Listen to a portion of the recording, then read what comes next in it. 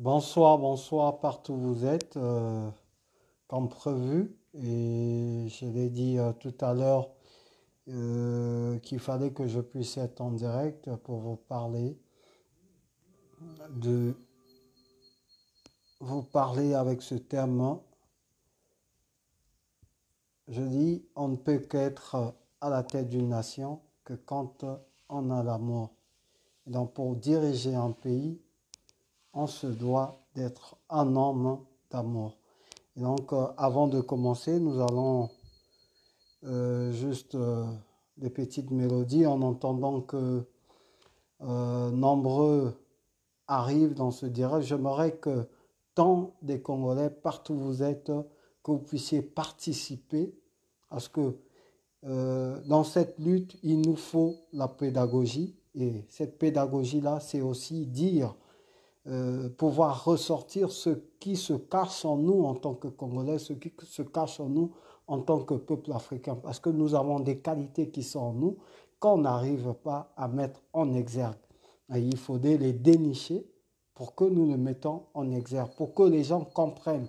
Et pour aller de l'avant, il faudrait une pédagogie.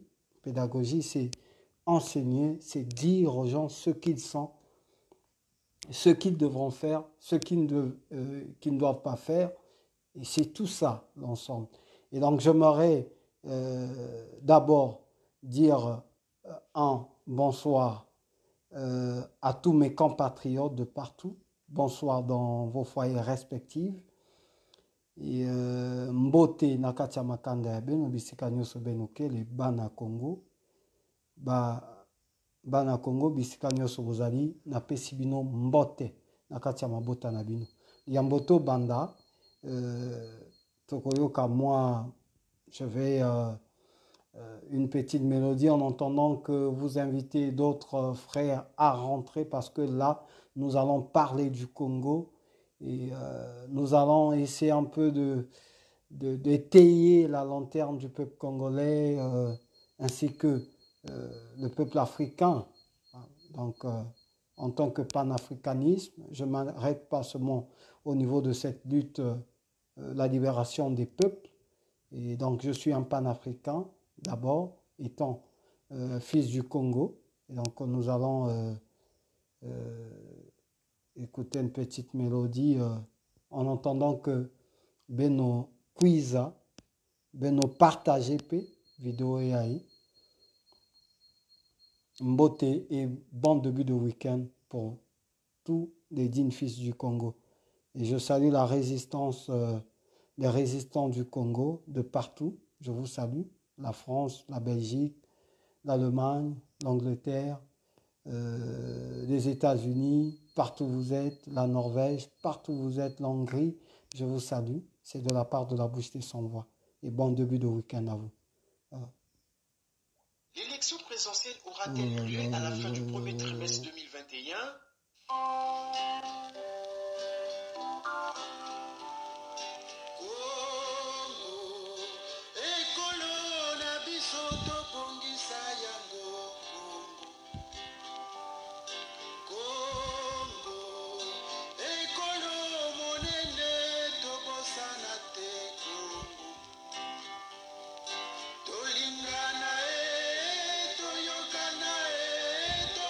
Sana malamu bongo to bongisa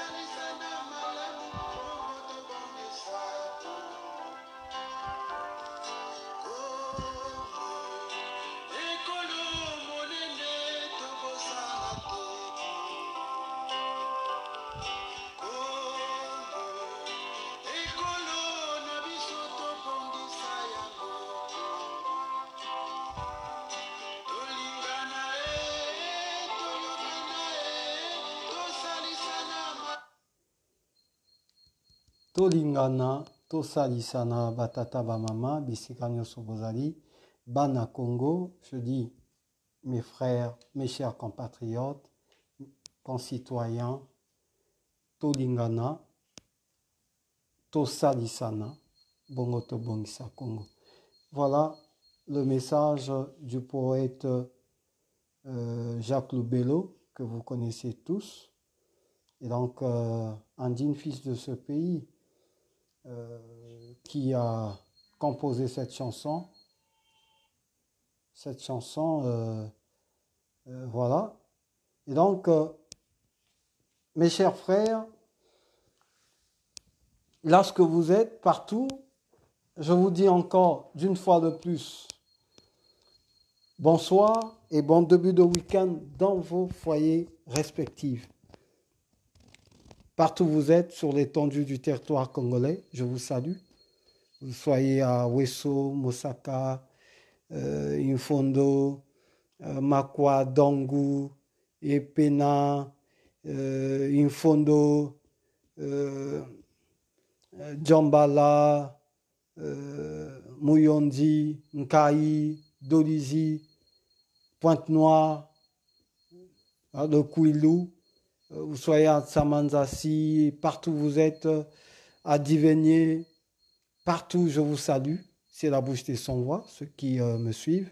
Vous soyez en France également, dans d'autres pays, à l'Hexagone, je vous salue et je vous souhaite un bon début de week-end.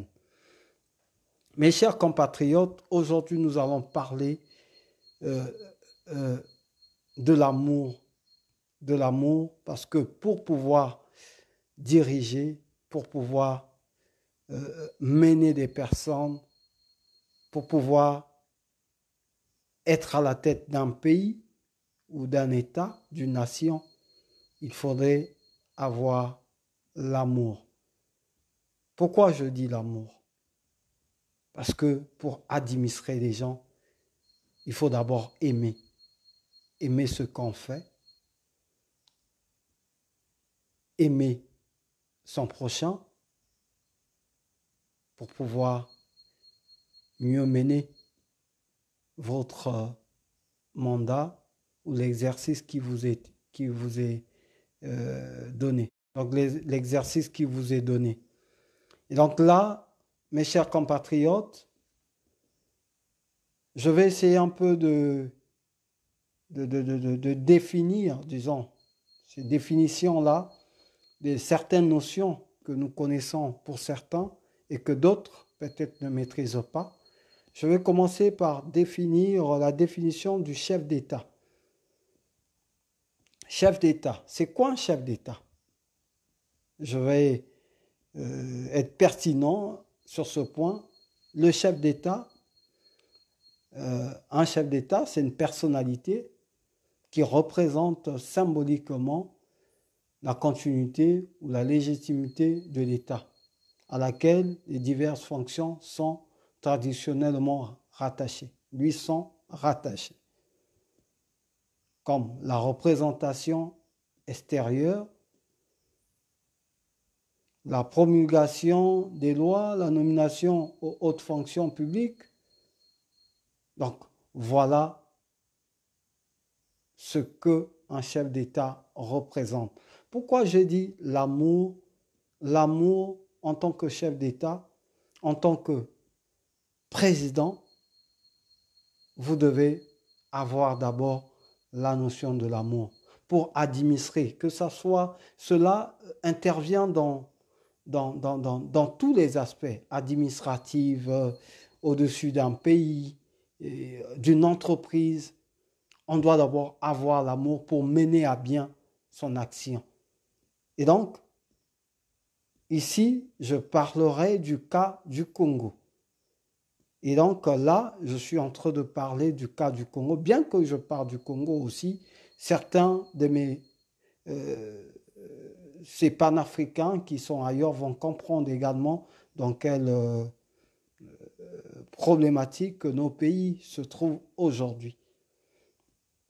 Et donc, je dis, chef d'État, c'est une personnalité qui représente symboliquement. Donc, il représente l'ensemble,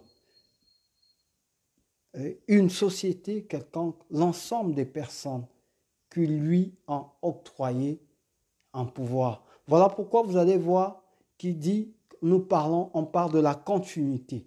La continuité, c'est que avant lui, il y a eu un, ou il y a eu plusieurs, et après lui, il y en aura aussi d'autres. Et la légitimité, je dirais, je vais définir c'est quoi d'abord. Mes chers compatriotes, la légitimité, c'est ce qui est conforme à la loi, à la justice et à la raison ou aux règles établies. Un chef d'État se doit d'être légitime et non illégitime. Et donc, pour mieux mener son action à la tête d'un pays, il faut que vous puissiez être respecté et que vous aussi, que vous puissiez respecter ceux que vous menez.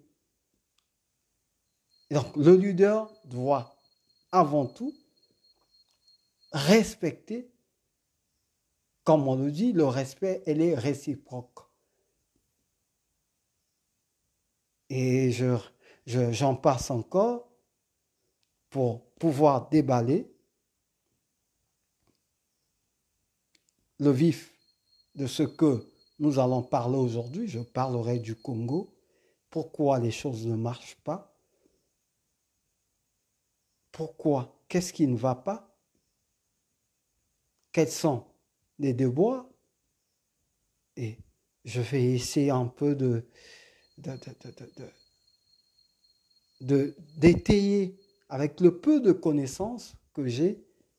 Et si vous aussi, qui me suivez, avez-vous des choses à dire, vous pouvez l'écrire et ensuite nous allons le partager à tous ceux-là qui veulent connaître c'est quoi un chef d'État, quels sont ses rôles à la tête d'un pays, quel est son rôle à la tête d'un pays, ce qu'il doit faire, ce qu'il ne doit pas faire. Voilà. Et avant de commencer, je vais commencer par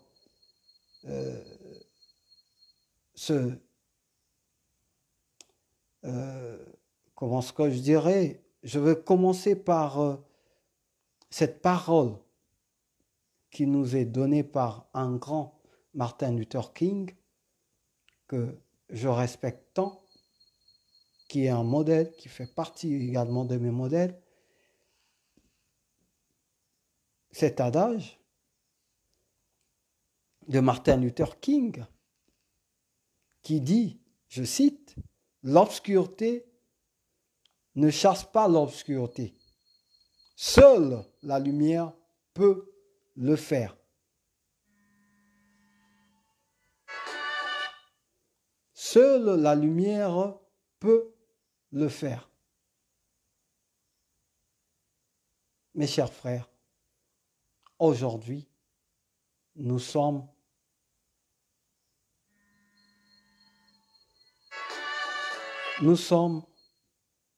dans un espèce, notre pays est dans un déclin qu'on ne peut qualifier parce que les hommes confondent leur rôle. Étant à la tête d'un pays, je pense qu'un homme doit avant tout avoir l'esprit du patriotisme. Le patriotisme, c'est celui-là qui est capable de dire, de reconnaître quand ça marche et quand ça ne marche pas. C'est celui qui est capable de renoncer quand il se sent incapable dans une action quelconque, quand il est dans l'inaction totale. Et c'est ces qualités-là que devrait-je avoir un chef d'État, un président de la République. Parce que je dirais qu'un homme qui aspire aux hautes fonctions étatiques, être président de la République, c'est un homme qui doit d'abord, avant tout, d'être un homme rempli, un homme de cœur, un homme de paix, un homme, un patriote, un homme rempli d'amour. Rempli d'amour, de simplicité.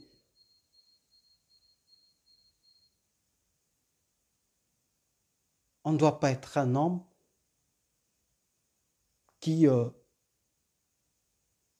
utilise la barbarie, la criminalité, le népotisme, les détournements, la mauvaise gestion. Non. On doit être avant tout un exemple. Parce que vous êtes à la tête d'une nation et comme chef de famille. Et si vous n'êtes pas un exemple, je ne pense pas ceux qui seront derrière vous ou ceux qui viendront après vous seront des exemplaires. Je te rappelle, seront des exemplaires.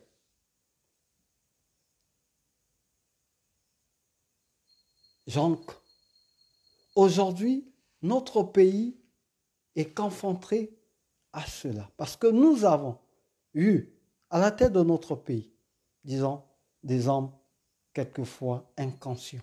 Et aujourd'hui, c'est ce que nous remarquons.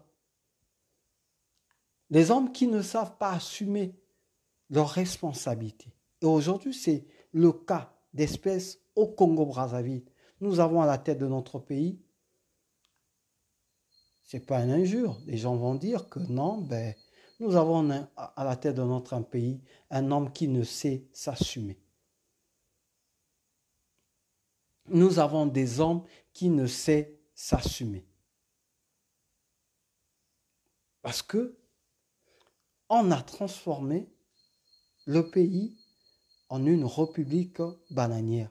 Et on est carrément hors ce que la notion État veut dire, ce que l'État veut dire, hors définition carrément de ce concept de chef d'État,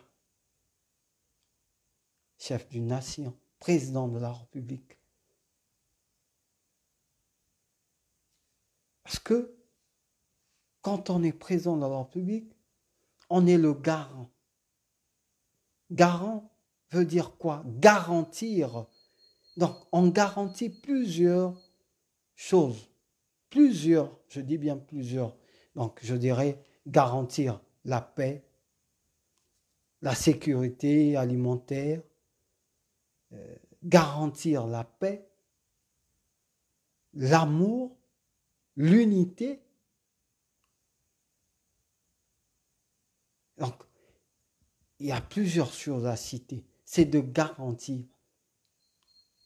Et c'est apporter une touche singulière par rapport à ce qui était fait par X ou Y. Parce qu'on nous parle d'une continuité. Lorsque Yulu avait laissé un, moi qui arrive, je dois faire en sorte que ça soit 2, ou j'ajoute 3. Et cela va impacter ou impactera mon passage à la tête du pays.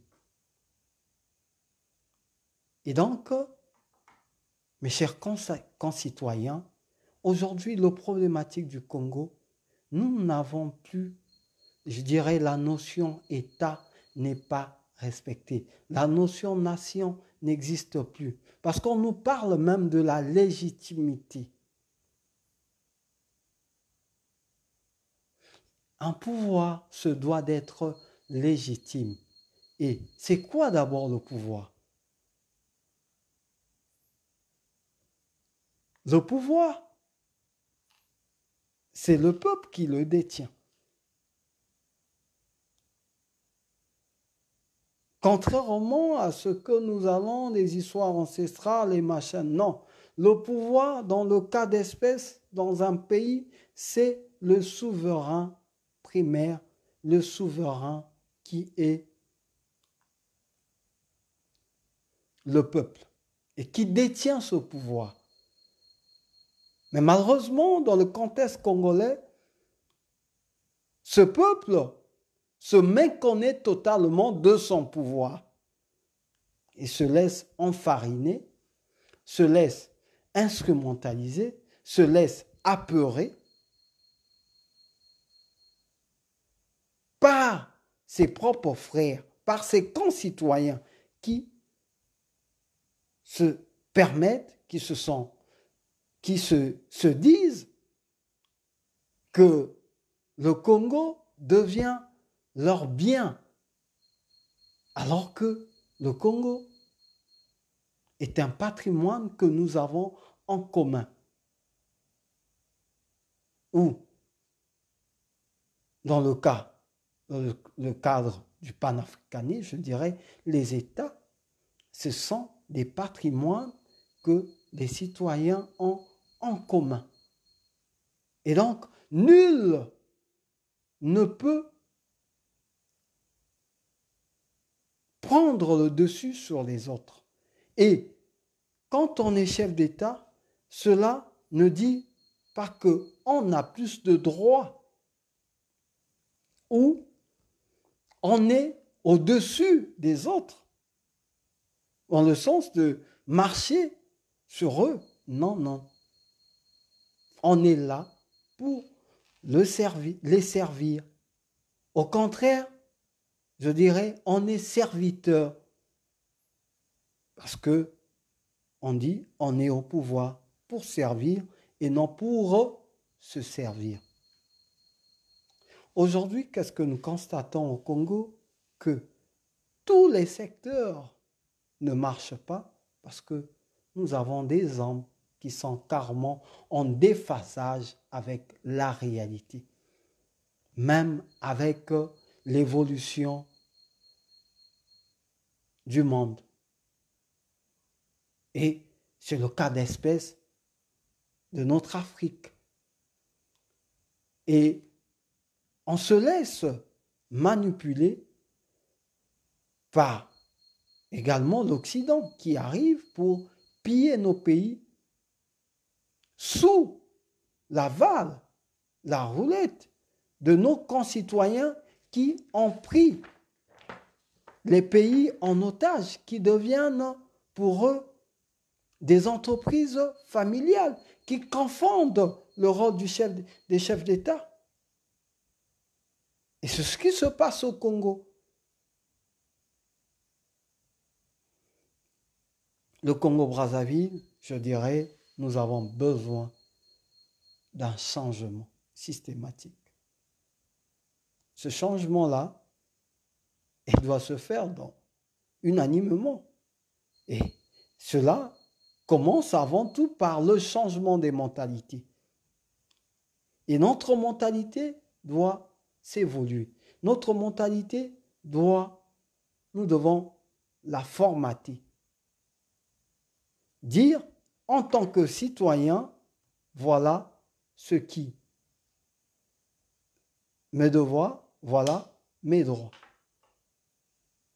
Et en tant que président, et en tant que machin, ministre, je ne sais pas, général, voilà ce qui m'est permis, et voilà ce qui ne m'est pas permis. Et je pense, à ce niveau, à ce moment-là, chacun jouera la part de partition, sa part de partition. Parce que chacun de nous aura une responsabilité. Chacun de nous a une responsabilité, que tu sois maçon, médecin, militaire, policier, gendarme, ingénieur, cultivateur, éleveur, chacun de nous, pécheurs, tout le monde, chacun de nous aura une part de responsabilité pour la bonne marche de notre pays.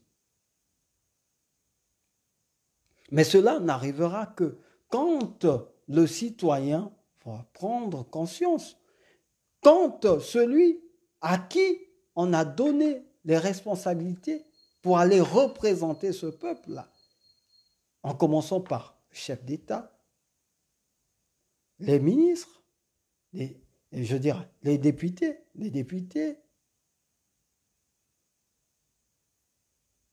Et c'est à ce moment-là que nous parlerons d'un éventuel développement. Mais si chacun fait ce qu'il veut, surtout pour ceux qui aiment faire la courbette, surtout pour ceux qui aiment faire chanter les éloges, bien que ces hommes nous font très mal, on chante les éloges pour avoir les miettes qui tombera de la table haute. Mais je ne pense pas que c'est ainsi que nous allons pouvoir mener à bien, que nous allons pouvoir organiser notre société. Mais c'est au moment où il y aura respect des lois, des règles établies. Parce que quand on prend même l'organisation d'une société, elle découle du XVIe siècle, elle découle, si j'ai une bonne mémoire, elle découle de la Grèce antique. Et s'il faut le dire, nos sociétés en Afrique également, les royautés étaient organisées. Quand on parlait de Mbongi et autres, c'était organisé. Et donc, la société, les gens pensaient organiser la société pour qu'il n'y ait pas les plus forts et les moins faibles, pour que chacun soit égal. Et voilà pourquoi les règles, les lois existent. Et voilà pourquoi on dit « nul n'est au-dessus des autres ». Et voilà pourquoi on parle de l'État. Et d'autres personnes aujourd'hui ne comprennent pas qu'est-ce qui est l'État, qui est l'État. Les hommes qui sont à la tête, c'est juste des représentants. L'État, c'est l'ensemble des citoyens. Pour étayer ceux qui vont me suivre, ceux qui ne comprennent pas la langue française, pour dire en lingala, État ezali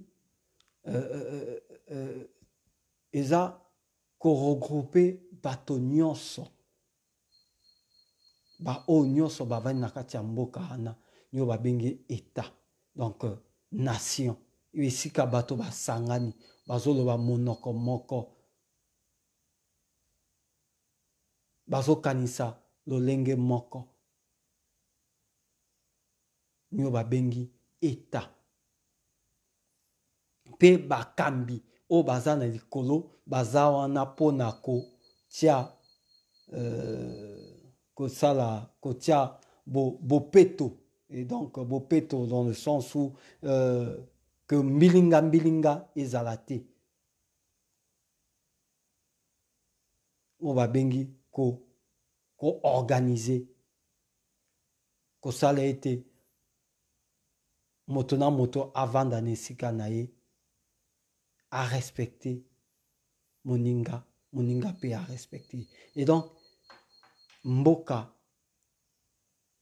eza ndengwana oyo tokoki kokamba.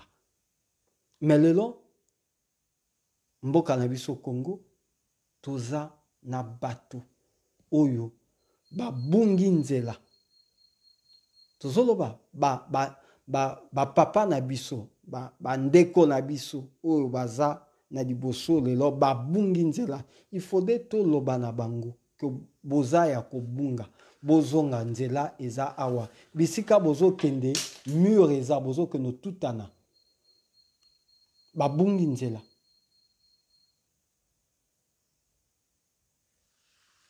Il faut bazonga. Batata na bamama bayina nyonso ke na matwala bubia ya inza ya beto Congo Brazzaville. Nzila bamebaka yake nzile mbazola bakave. Samuete que bubia betzaba que voilà beto imbi mekuma mingi. Bubia imbi beno lemvoki la munu na muke tuba ve na faso in mu suda kutuba mais bubiai baina ke na kutua disa beto bame bakandila imbi e bubia betzaba que boala beto ke ya kubeba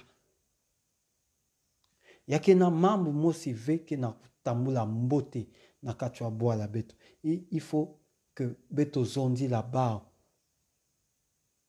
bake bapangi ya beto ya bakaka batata ya bakaka bapère de bake toi disaka ba famille mais il faut bazaba que boala bake nataka yao faso inave et que tant bake na ngeke na kutuadisa inza ici plutôt inzave mais ici mais il faut ngevanda na le dedemo respect ya baina nge na tuadisa ngeke na kutuadisa. Mais aujourd'hui qu'est-ce qu'on constate? Que ceux qui sont à la tête, celui qui est à la tête de notre pays, ne respecte pas le citoyen, ne respecte pas ses concitoyens, n'a pas l'amour du Congo, n'a pas l'amour, n'est pas un patriote. Parce que je pense que quand on est patriote, la première des choses, je vais revenir un peu sur ce qui s'est déroulé à l'époque, la première des choses, c'est de faire en sorte que tout le monde puisse avoir l'instruction. La première des choses, un chef d'État, pour mieux diriger, la première des choses, c'est avoir l'instruction, former. Parce que son passage, comme le disait Thomas Sankara, qui, quand il est arrivé à la tête du Burkina Faso, qu'est-ce qu'il dit? Il constate qu'il y avait des hommes moins instruits. Qu'est-ce qu'il a d'abord fait? La première des choses, c'est faire en sorte que le Burkinabé puisse être instruit dans son ensemble, femmes, et le taux de scolarité devait être élevé. Et c'est à ce moment-là, quand on a un peuple instruit, qu'à ce moment-là, qu'on peut construire un pays digne de ce nom, qu'on peut parler d'un développement, un peuple formé. À ce moment-là, on pourra parler des avancées significatives. Mais hélas, au Congo, qu'est-ce qu'on constate? Qu'est-ce qu'on constate? Le constat est amer, très amer. L'éducation, l'instruction a été détruite. Aujourd'hui, quand on se balade dans les villes, les villes du Congo, dans la ville de Brazzaville, partout, nous voyons comment est-ce que cette jeunesse, surtout la jeunesse, puisque quand vous faites vos campagnes, ben, vous dites que faites miroiter à cette jeunesse-là, que vous êtes l'avenir de demain. Quand vous allez faire vos marche-pieds de cette jeunesse, votre marche-pied, vous parlez de l'avenir de demain. Mais demain se prépare. C'est aujourd'hui que demain se prépare. Et c'est un message aussi que je passe à la jeunesse congolaise. Qu'on ne vienne pas vous miroiter que demain, vous êtes l'avenir de demain. Mais demain doit se préparer aujourd'hui. Aujourd'hui, qu'est-ce qu'on doit vous offrir? Le chef d'État, qu'est-ce qu'il doit? C'est des bonnes écoles. des écoles dignes de ce nom, une bonne formation. Et cela garantira votre avenir. Et c'est ce qui fera en sorte que les multinationales, que ceux qui voulont venir exploiter la matière première au Congo viennent, parce qu'ils vont trouver déjà des personnes compétentes qui sont formées. Et chacun d'entre nous aussi pourra exceller dans les domaines, dans certains domaines donnés. Parce que chacun va apporter ce qu'il a appris pour le développement. Mais quand les hommes ne sont pas instruits, quand l'éducation est à terre, mais ce pays, tout est voué à l'échec. C'est l'échec total. Et c'est ce que nous constatons dans tous les domaines, dans tous les secteurs. Aujourd'hui, vous allez constater, avec ce qui se passe au sein de nos forces armées, la police et autres, des gens sont très mal formés. Voilà pourquoi on parle des bavures graves. Parce que déjà, c'est des gens formés sans idéologie, n'ont aucune idéologie.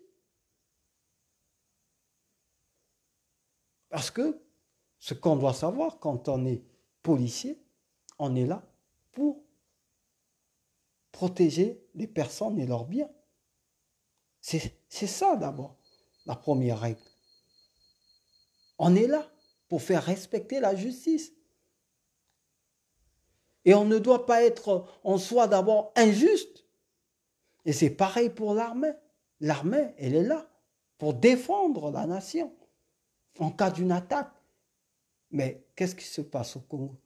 Elle se met dans la rue pour matraquer les populations. Elle est carrément en déphasage avec sa réalité, avec les règles établies. Parce que certains d'entre eux, c'est des gens qui ne sont pas idéologiquement formés. Comme le disait Thomas Sankara, un militaire sans idéologie, c'est un criminel. Un policier sans bonne formation, c'est des criminels. Je pense que ce ne soit pas ceux qui viennent pour pouvoir dire que non, demain, moi aussi, je veux être chef d'État. Mais au fond, tu n'as pas l'amour, tu n'es pas patriote.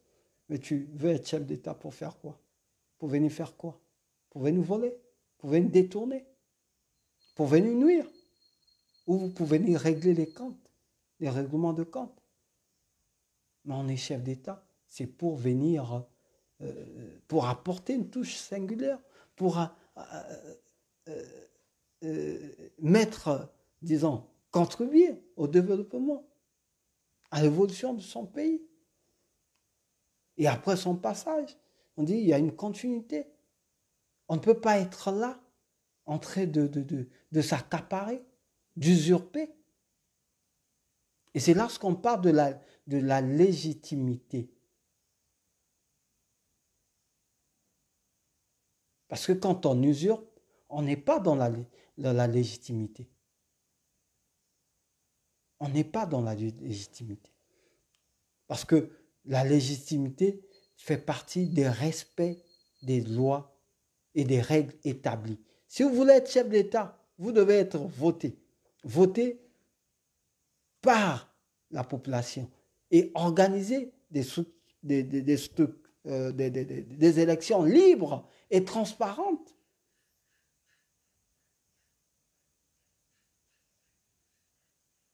C'est ça.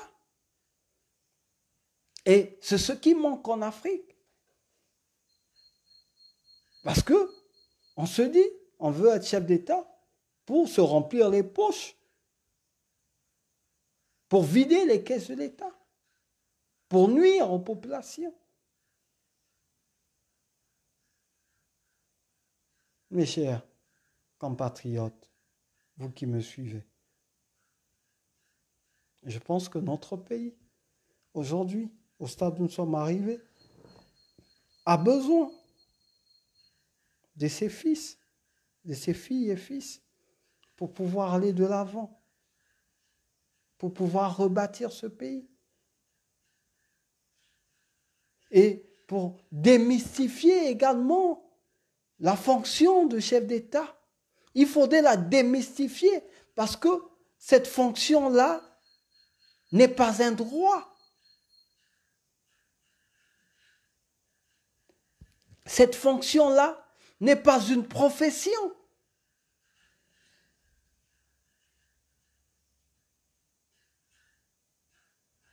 Ce n'est pas une profession.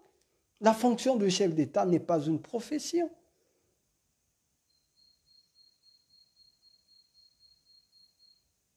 Je pense qu'il faudrait utiliser cette pédagogie-là pour aller vers les populations. Ce que nous faisons nuit et jour, leur dire c'est quoi, c'est qui d'abord un chef d'État. Voilà. La raison d'être un chef d'État. Ce qu'il doit faire, ce qu'il ne doit pas faire. Ses limites. Même quand il veut promulguer une loi ou la publier, mais cette loi doit être conforme avec les règles établies pour ne pas nuire à qui que ce soit. Bien qu'on dit que l'œuvre humaine n'est pas parfaite, mais au moins que ça permette à l'équilibre au sein de la société dans laquelle on vit. C'est l'équilibre, parce qu'on ne peut pas faire le parfait. Le parfait n'existe pas. Est-ce que vous me suivez? Le parfait n'existe nulle part. Ça n'existe pas. Mais on fait les efforts. Et donc, pour pouvoir c'est la puzzle. L'autre ne doit pas trop être haut et l'autre en bas. Non, on doit l'équilibrer. Et c'est ce qu'un chef d'État doit faire. C'est ce qu'un chef d'État doit penser nuit et jour. Quand il est là, il doit se dire que non, j'ai un fardeau sur ma tête. Il ne doit pas se sentir à l'aise. Il doit se dire, j'ai un fardeau. Un fardeau sur ma tête. J'ai des lourdes responsabilités qui pèsent sur moi. Et si là, je fais très mal, demain, je veux répondre devant ce peuple-là. Et c'est à base de ce que vous rapportez aux populations que demain, vous êtes réélu. Mais si dès lors que la population constate que non, vous travaillez mal, la population quoi? Elle retire sa confiance. Et la vie continue. Cela ne veut pas dire que vous êtes totalement dégoûté. Non, non. Vous avez fait ce que vous avez pu et ce que vous n'avez pas pu. L'autre, c'est la continuité. L'autre viendra continuer lorsque vous n'avez pas pu. Mais dès lors que vous constatez que rien ne marche, mais vous voulez forcer, je pense que là, c'est pour nuire.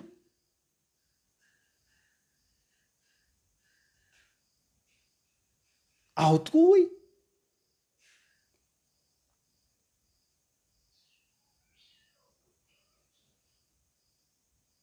Et je ne pense pas que l'Afrique ou le Congo peut se développer avec ce genre de raisonnement, genre d'accaparation des choses. Et quand on repart un peu dans nos us et coutumes, pourquoi les Mbongi existaient? Je vois certains venir avec non, les Mbongi existaient, c'était pour régler. Mais aujourd'hui, on n'arrive pas à s'asseoir, on n'arrive pas, on est là, on tergiverse, on perd du temps pour rien pendant que les autres évoluent et nous on fait que reculer. Sur des questions qui sont simples à résoudre, simples, je dis simples à résoudre. Non. Pourquoi? Parce qu'on manque d'amour.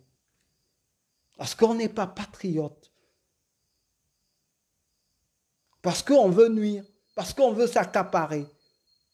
Parce qu'on veut les honneurs. Mais le plus grand honneur pour un homme, c'est d'être respecté parce que il y a de ces choses qui ne s'achètent pas. Il y a de ces choses qui ne s'achètent pas. La personnalité, vous ne l'achèterez jamais. La personnalité, ça ne s'achète pas. Ça ne s'achète pas. Elle se mérite. Voilà pourquoi on appelle les hommes d'État. Un homme d'État, c'est celui qui a une personnalité. Une personnalité, c'est celui qu'on appelle homme d'État. Celui qui a su, un moment à l'autre, ah là, je n'ai pas pu. Je dis non, non. Ah, je vais d'abord demander conseil à gauche. Ah non, si ça ne marche pas, je me retire. C'est capable. Ce sont des hommes humbles. C'est des hommes effacés.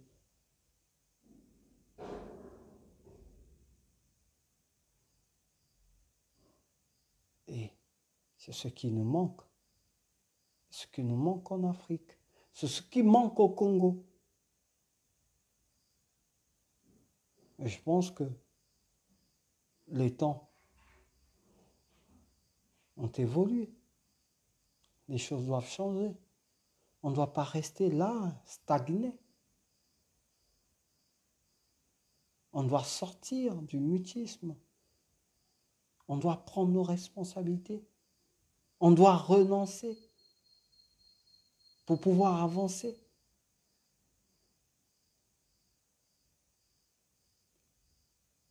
Sans renoncement, on ne peut pas avancer, Monsieur le Président. Sans renoncement, on ne peut pas avancer. On va rester là. Il faut renoncer. Quand ça ne marche pas, on renonce. On dit, ah non, là, je n'ai pas pu. Mes chers compatriotes. Mais ça ne vous enlève pas l'étiquette de citoyen. Au contraire, vous allez plus respecter parce que vous avez su dire la vérité.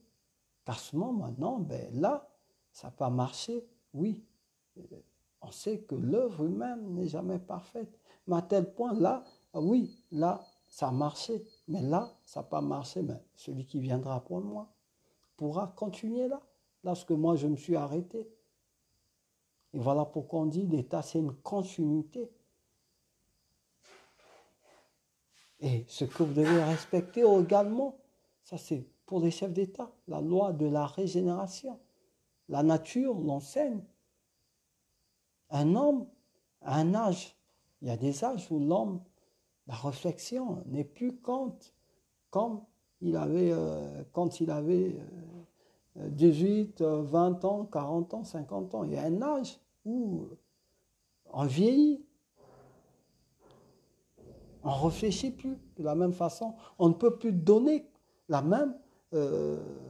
même punch qu'on avait quand on avait 40 ans ou quand on avait 30 ans ou 50 ans.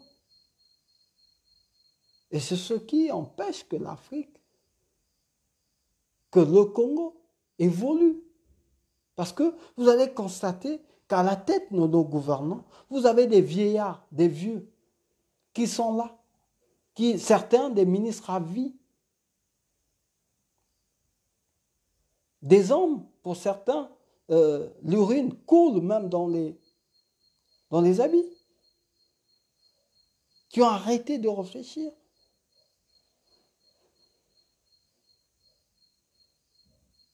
Je ne pense pas que dans ce genre de contexte, qu'on peut évoluer. Mais vous devez également céder la place. Aujourd'hui, il y a des réalités. Elles doivent être adaptées par rapport au développement.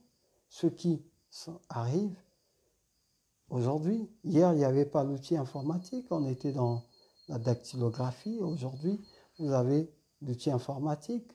Le monde, aujourd'hui, le monde, c'est un village planétaire. Mais aujourd'hui, on doit adapter notre réalité à l'environnement mondial par rapport à ce qui se passe aux États-Unis, en Europe et tout ça. Mais par rapport avec notre société, comment est-ce qu'il faut adapter comment est-ce qu'il faut les ajuster, donc il faut réfléchir, il faudrait qu'il y ait des sachants, mais ces sachants-là également on doit les former dans des écoles dignes de ce nom, pour pouvoir parler de l'informatique, pour pouvoir utiliser l'outil informatique, pour pouvoir parler des sciences, pour pouvoir parler de la technologie et autres. Dans certains domaines, l'industrie et autres, il faudrait qu'il y ait des gens qui puissent être formés dans ces domaines-là, pour pouvoir parler de l'aviation aujourd'hui quand on parle des technologies, pour pouvoir parler des notions dans le cadre du développement, dans le cadre, comment est-ce qu'on dirait, le mot m'échappe même, je vais m'excuser. C'est comme ça que les pays évoluent. Nous ne devons pas être en décadence, en déphasage total avec la réalité mondiale. Mais chez nous, c'est ce qui se passe au Congo, surtout en Afrique. Déphasage carrément. Et nous sommes restés les derniers. Toujours en train d'attendre de l'aide de gauche et droite, de gauche à droite. Et pendant ce temps, quand on demande de l'aide, on est plus souverain. Mais quand on veut usurper, à ce moment-là, on veut dire que non, nous sommes un pays souverain. Je ne pense pas que nous allons construire nos pays de la sorte. Il faudrait évoluer. Et donc, nos mentalités devront évoluer. Nous devons faire évoluer nos mentalités. Bien que on ne peut pas tout faire, c'est pas comme une baguette magique, pouf, tout est fait. Non, non.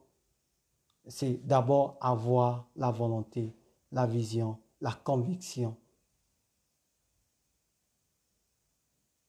pour pouvoir aller de l'avant. Mais et se poser ces questions.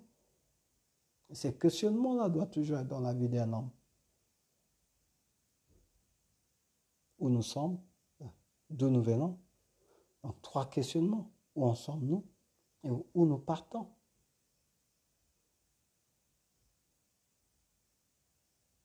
Hier, le Congo avait quel avantage? Aujourd'hui, est-ce que nous avons les mêmes avantages? Est-ce que demain? Ces 3 questions-là. Surtout pour ceux-là qui se disent leaders d'opinion. Peut-être que moi, je me dis, surtout les partis politiques au Congo, qui ne cessent d'abrutir les populations, et d'autres églises aujourd'hui qui font en sorte que le citoyen sort de cette réalité. Des pasteurs qui prêchent, des fausses prêches, qui désengagent les citoyens de leur société. Cela aussi doit prendre fin. Moi, je suis chrétien. Je suis chrétien, je respecte Dieu, j'ai la crainte de Dieu. Mais je ne peux pas dire à un chrétien, dire que parler du problème de son pays, c'est un péché. Mais ce chrétien-là, s'il n'a pas d'emploi, comment est-ce qu'il va donner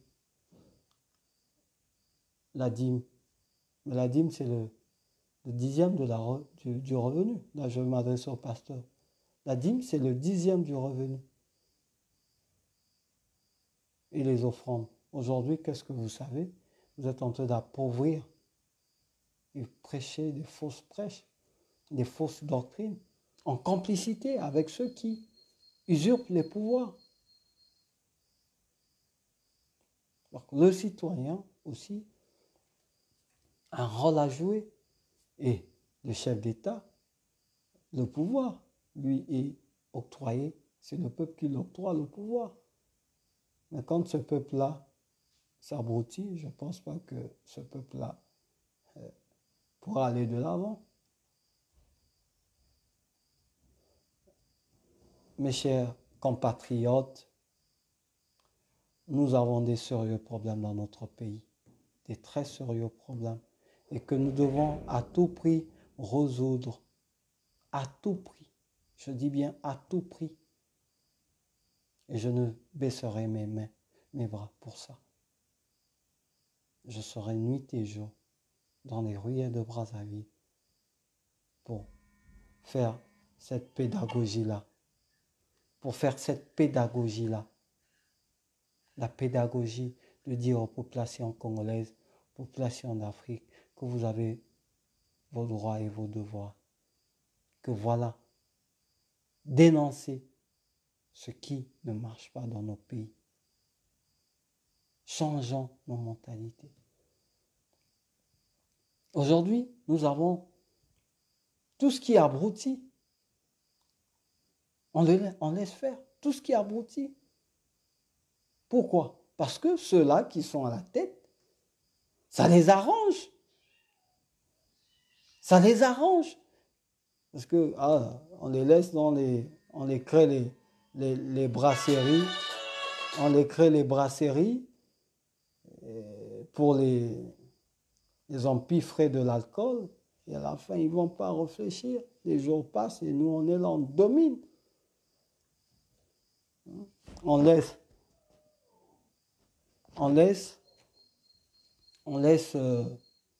faire. Déjà, dans le cas de la dépravation de mœurs, au Congo, c'est grave.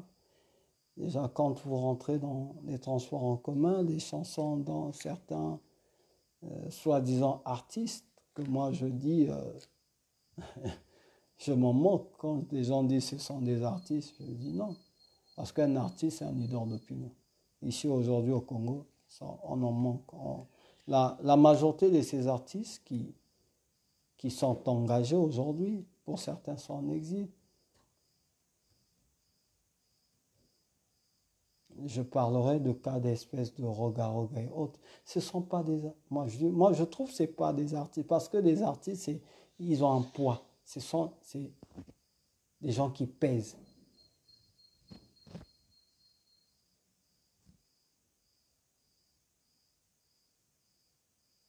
Ces hommes qui pèsent. Ces éducateurs de masse. Nous prenons le cas des gens comme des Franklin Bukaka. Les choses d'œuvre sont là. Les Bantous de la capitale. Il y a des choses qui sont là. C'est des livres. Aujourd'hui au Congo, c'est du n'importe quoi. Et le ministère de l'Éducation, le Haut Commissariat à l'instruction civique laisse faire parce que ça arrange. Laissez-les s'abrutir. Et nous, on va perpétrer notre domination sur eux. Nos enfants vont continuer à dominer. Bien que pour certains, ils vont faire le shopping en Europe. Revenir avec des faux diplômes achetés. Pour vider les caisses de l'État. Aujourd'hui, rien ne marche au Congo. Rien ne marche, on doit se le dire, dans tous les domaines. L'éducation, la santé, les secteurs phares. Éducation, santé, la justice, rien ne marche.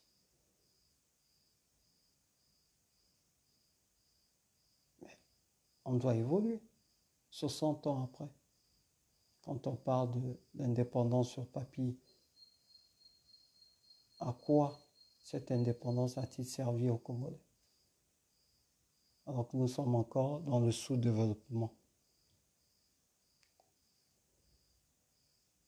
Mes chers compatriotes, il faut béton à bénon, béton baka, la responsabilité à béton. Il faut tout jouer mikano pour te mboka na biso ekene liboso.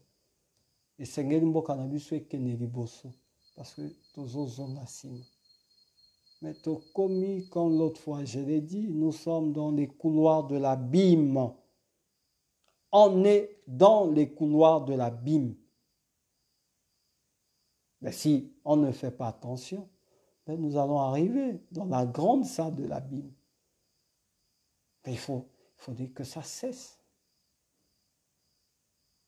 Regardez aujourd'hui, quand vous circulez, excusez-moi, en tant que leader d'opinion, ça me pèse. Quand nous circulons dans les marchés, dans les espaces publics, vous lisez la terreur sur le visage des Congolais. Vous lisez l'inquiétude. Et vous comprenez que ce peuple-là ne vit pas. Elle survit au quotidien, du jour au jour. Le peuple congolais survit. Même ceux qui font semblant, ceux qui sont à la fonction publique. Moi, je le dis, il y a à peine 20% des Congolais qui travaillent, qui ont un salaire. À peine 20%. Et sans compter, je ne sais pas, les 2% qui ont pris le pays en otage.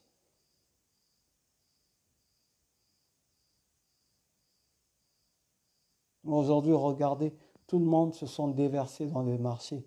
Tout le monde font la même chose. C'est une analyse logique que je fais de la situation du Congo-Brazzaville. Tout le monde fait les mêmes commerces. Mais quand on parle, c'est pour pouvoir, pour faire en sorte que des choses changent. Les gens pensent que quand nous on parle, quand moi je parle, c'est juste pour critiquer, mais on a aussi des solutions que nous pouvons apporter pour que le Congo aille de l'avant. Dans le cadre de l'urbanisme, dans le cadre, parce que une fois que la population est tellement concentrée dans des grands, on ne peut pas parler d'un développement. Et il faudrait qu'il y ait une certaine décentralisation. Là, dès lors que les gens ne vont plus être concentrés, il y aura éclatement. Et cet éclatement va apporter un développement. Je vais prendre un exemple simple. Je pense, si on essaie de désengorger les capitales congolaises, par exemple, nous avons des quartiers aujourd'hui, les gens peinent de pouvoir rentrer dans ces quartiers. Mais aujourd'hui, si on désengorge, on crée des voies urbaines, des voies, ben, il y aura des activités qui vont naître, il y aura des marchés. Déjà, quand nous sommes à Brazzaville, on constate que c'est le marché total, mais vous allez constater d'autres boutiques vont se créer à gauche, à droite, et il y aura de l'activité. Les gens vont quitter les grands centres, vont aller de l'autre côté. Et les villes se développent de la sorte. Ceux qui connaissent, ceux qui sont dans le cadre de l'environnement et tout ça, et des techniciens qui savent que comment est-ce qu'il faut que cela, comment est-ce que ces choses-là doivent se passer. Et c'est quand on parle du développement, c'est environnemental, c'est tout ça qui est associé et qui est accompagné dans le cadre des impôts et tout ça, et l'économie aussi. Hein? Ben, chez nous au Congo, ce qu'on sait faire, c'est juste nuire aux autres. Et ceux qui sont à la tête, ceux qui se disent chefs d'État, ne le sentent pas. Les chefs d'État créent les conditions propices. Les gouvernants créent les conditions propices pour que les peuples puissent vivre au moins dignement. Bien que tout ne peut pas être résolu à l'instant ou bien à l'instantané. Mais c'est au fur et à mesure. Et cela se passe dans le temps. Et il y a des gens, donc on projette l'avenir. C'est comme ça chez les autres que nous voyons les Blancs et tout ça, on se dit qu'ils font la magie. Non, non. Eux, ils projettent. Pendant que nous sommes en 2021, ils ont déjà projeté 2030. Qu'est-ce qui doit se faire en 2030? Ça travaille déjà. Et chez nous ici, on recule. En 1960, puis en 70. C'est triste pour le Congo. Et je dis en tant que leader d'opinion, je ne cesserai de dénoncer. Je ne cesserai d'être en avant pour faire en sorte que mon pays aille de l'avant. Je me battrai jusqu'à ma dernière sueur. C'est pour léguer un Congo uni, un Congo que nous voulons, uni, prospère. Un Congo où chacun vivra dignement. l'essentiel. C'est ce qu'on veut. L'éducation pour tous, la santé, la sécurité sociale, la justice, surtout la justice et l'éducation. Parce que l'éducation crée l'économie. Je dis, parce qu'on crée les cadres vont penser comment est-ce qu'il faut faire évoluer les choses.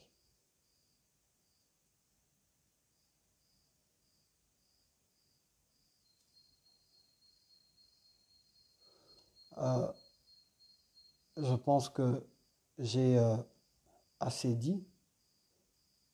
Vous allez certains compléter.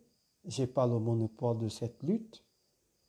Je ne suis qu'en train de jouer ma part de partition, mettre ma pierre à l'édifice, parce qu'elle est aussi importante. La vôtre aussi, on l'attend. Et j'aimerais que beaucoup de jeunes, que tant de jeunes puissent faire comme nous, puissent s'engager. Et je demande surtout aux gens et féminins de faire comme ceux de l'Afrique de l'Ouest. Je demande à la femme congolaise de se lancer, de s'engager. Oui, on a besoin de votre touche également, vous les femmes. S'il vous plaît, femmes du Congo. Ça, c'est un message que j'adresse à toutes les femmes du Congo. Engagez-vous. Il y a encore, je dirais, quelques gouttes. Dans le mouvement, nous avons une jeune dame comme Lusu Ngangwe, que j'apprécie tant, son engagement. Nous avons d'autres femmes, des Claudine Mounari, nous avons nombreux, les Ngoulou d'Afrique, nous avons des Karine, nous avons plein de dames aujourd'hui au sein de la diaspora qui s'illustrent. Mais au Congo-Brazzaville, sur place, nous voulons aussi que d'autres puissent se donner. Engagez-vous. Dans les coopératives, commencez votre travail. Des cercles de réflexion pour pouvoir propulser le développement de notre pays, surtout dans le cadre mental, parce qu'aujourd'hui, on constate qu'on dit éduquer une femme, c'est éduquer toute une nation. S'il vous plaît, femmes du Congo, engagez-vous. Le pays attend aussi de vous. Faites comme ailleurs.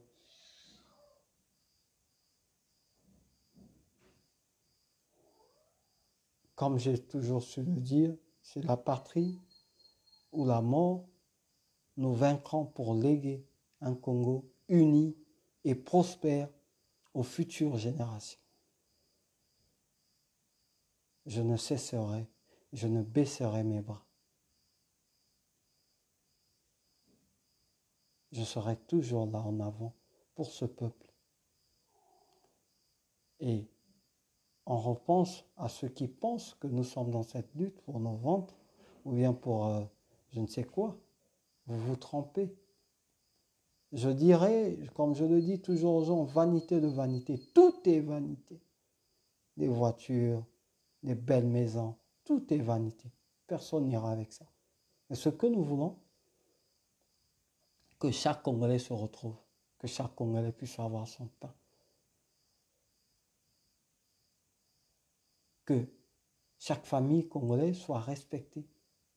Qu'il n'y ait pas une famille qui puisse être au-dessus de l'autre parce qu'il a je ne sais pas quoi. Et que chaque famille congolaise puisse instruire ses enfants, les éduquer. C'est ce que nous voulons. C'est ce que je veux.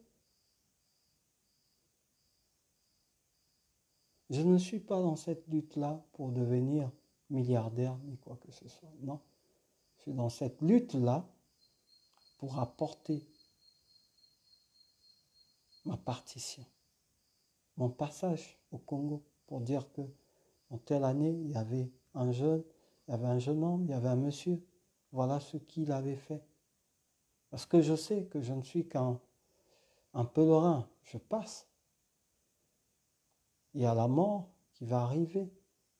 Nul ne peut échapper à cela. Parce que je ne suis qu'un mortel.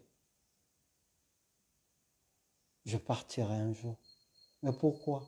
Pouvoir amasser des centaines de milliards et à la fin je sais que je laisserai tout ça. Mais je sais, la seule chose que je dois laisser à mes enfants, à mes générations, c'est la dignité, c'est le nom. Un nom qui fera en sorte qu'on puisse les respecter. C'est la dignité, le respect, l'instruction que je donnerai à mes fils, qui le légueront également à leurs fils. Et c'est ce que je dis nuit et jour pour ceux qui sont aujourd'hui à la tête de ce pays. Je dis, quel héritage allez-vous laisser à vos futures générations? Ceux qui sortiront de vos entrailles. Est-ce Ils devront être la risée de tout un peuple? Mais il faut réfléchir, parce que vous n'êtes pas éternel. La mort vous guette tous. Il faut réfléchir. Il faut se poser ces questions-là.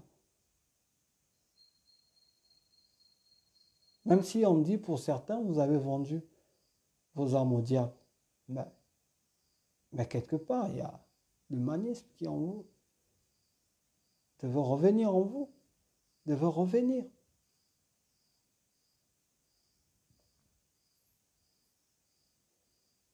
Que Dieu bénisse le Congo. Que Dieu bénisse l'Afrique. Que Dieu protège toutes les familles congolaises de partout où vous êtes, de façon qu'ensemble, que nous puissions rebâtir notre pays, le Congo. Merci, je vous aime tant. J'aime tant mon pays, le Congo. Voilà pourquoi je me bats.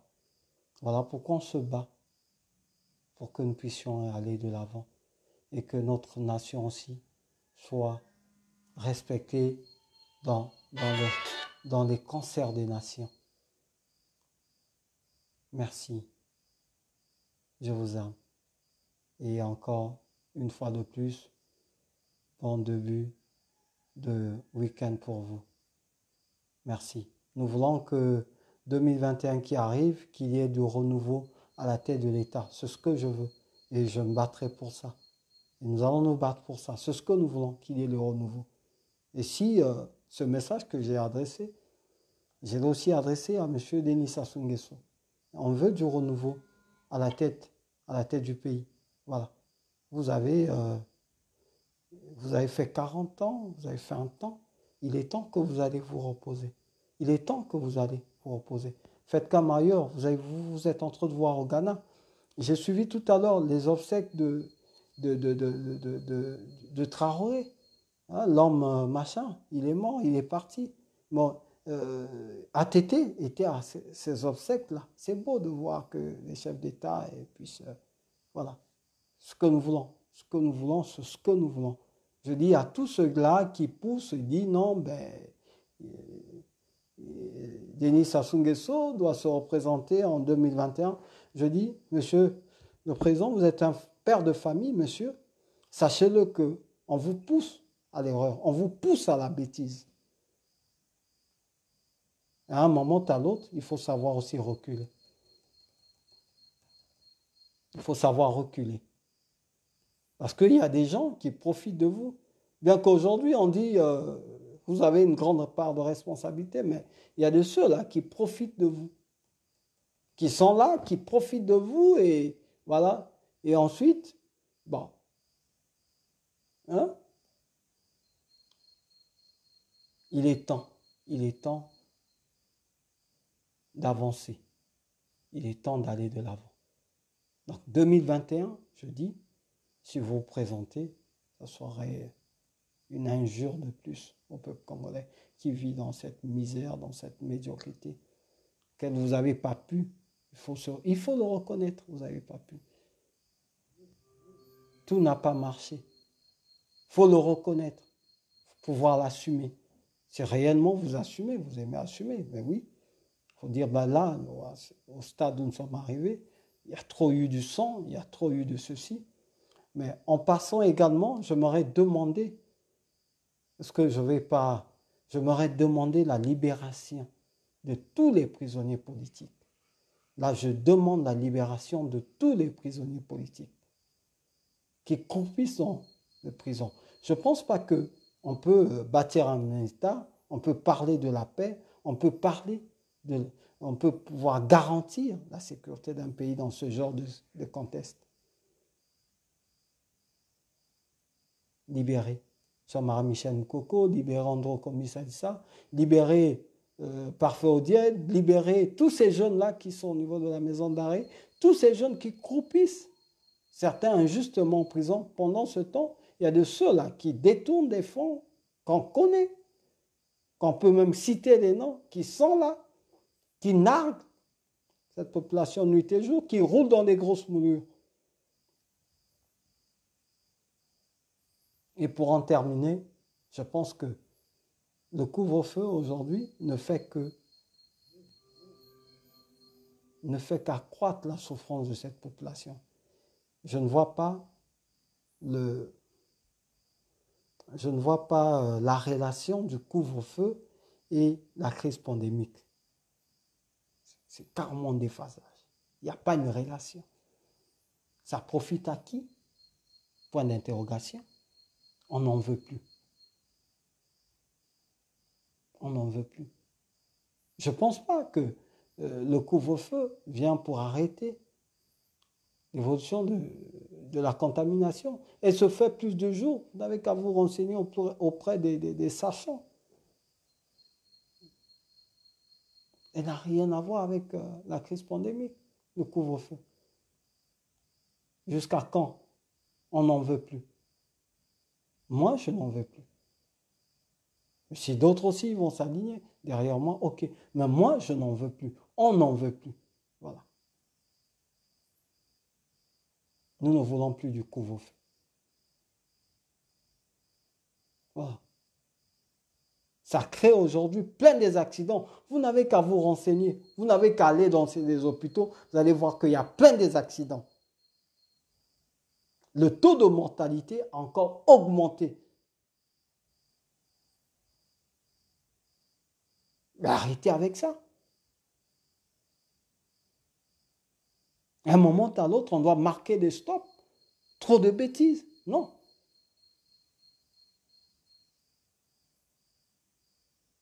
Je termine par là. C'était La Boucherie sans voix. Votre âme serviteur.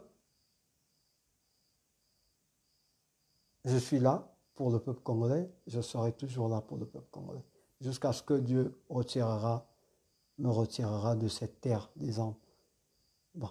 Bon vent à tous mes compatriotes. Vive la résistance congolaise. Vive le Congo uni, prospère. Voilà, c'est ce que nous voulons. Un Congo uni. Il n'y aura ni Mboshi, ni Bembe, ni Lari. Non, un Congo uni. Dans tout son ensemble, c'est ce que nous voulons. Voilà. Merci. Je suis un citoyen qui aime l'amour. L'amour, c'est ça, c'est ce que nous devons cultiver. Voilà. Merci. Allez, bonne chose à vous.